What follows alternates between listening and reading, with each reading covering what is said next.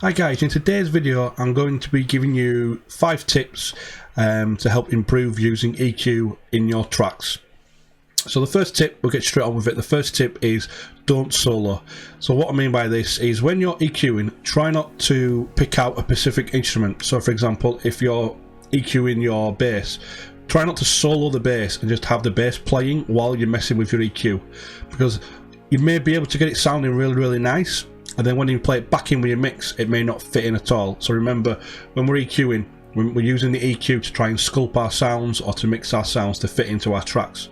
So we need to make sure that we're playing it with the rest of the track. So if you are soloing, you can solo for a few seconds just to pick out those couple of frequencies, which I'll go into later on, and then get it back into the mix and play it all together whilst you're EQing as you're going along. You can, if you want to, one tip you can do is turn the volume right up of the channel you're EQing. So if it's the piano, turn it right up so that you can hear it above everything else, but make sure that you still, playing it along with the rest of the instruments, so you can see how it sounds when you're actually in the track. So the next tip, we'll move on to from there. As I just said to you then, is if you do need to solo, there is a thing we can do, what's called, where you can micro manage your sounds by exaggerating the frequencies. So if you're listening to a part of your track, and you can hear something doesn't sound right, and you're not sure what the frequency is, what we can do is we can sweep to try and find out. So let's play along. So what we will do is we will make a big EQ curve like this and then sweep it along. Keep it narrow, keep your EQ curve narrow but very quite high, and then we'll sweep along until we find a frequency we don't like, and then we can cut it out. So let's listen.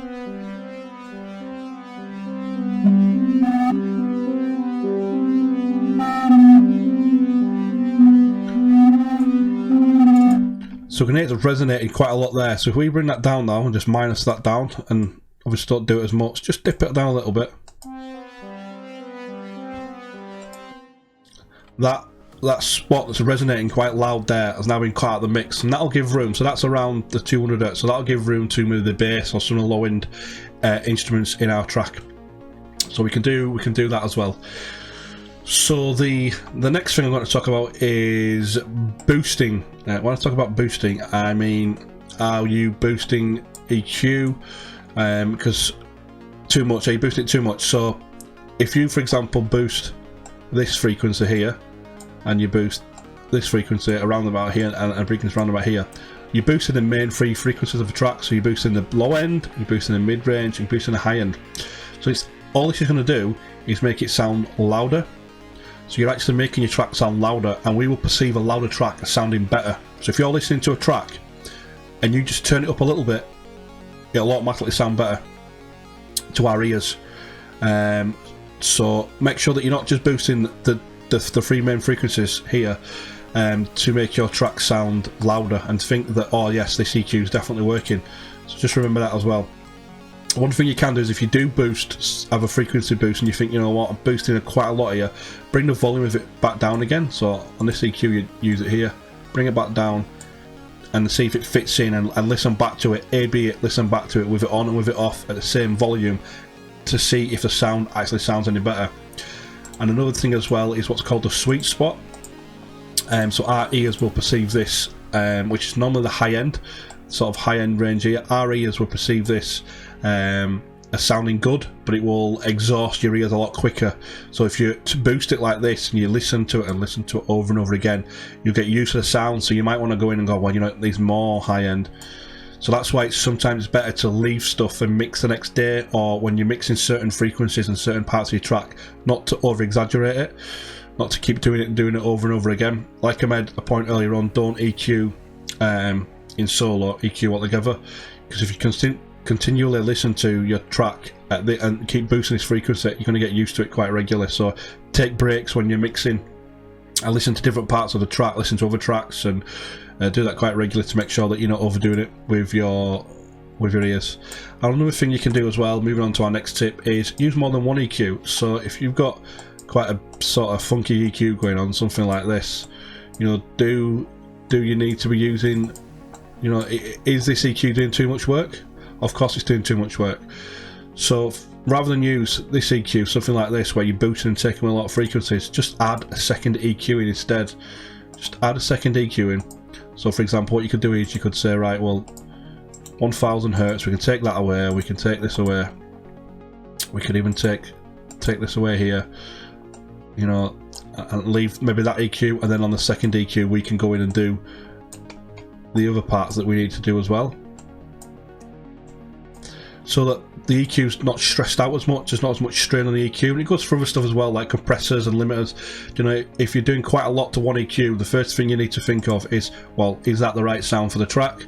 And then if it is definitely the right sound, then is the EQ doing too much work? Let's split the load, so 2 or 3 EQs are doing it, rather than just one EQ doing it. So the fifth and final tip here now is we can actually use EQs as an effect. So we can actually get a nice effect out of these EQs. So what we're going to do is, we've got a little pattern here. I'm going to just turn this up down here like this, and then we are going to move this frequency knob, and we're going to create an automation, and then we can just have this EQ knob just filtering up like this, and this will give us a nice sweeping sound in the EQ. I'm using it as an effect. So let's play this along.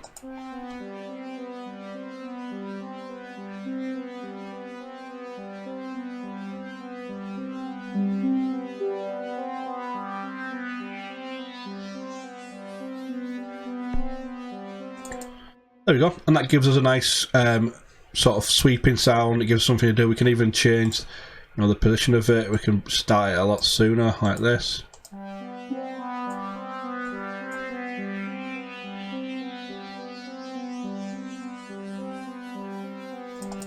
And using stuff like this is very good if you're coming into a drop or a different part of the song. So you could have this EQ filtering up like this, and then here it hits into maybe a drop or a chorus, or the beats coming or something like that.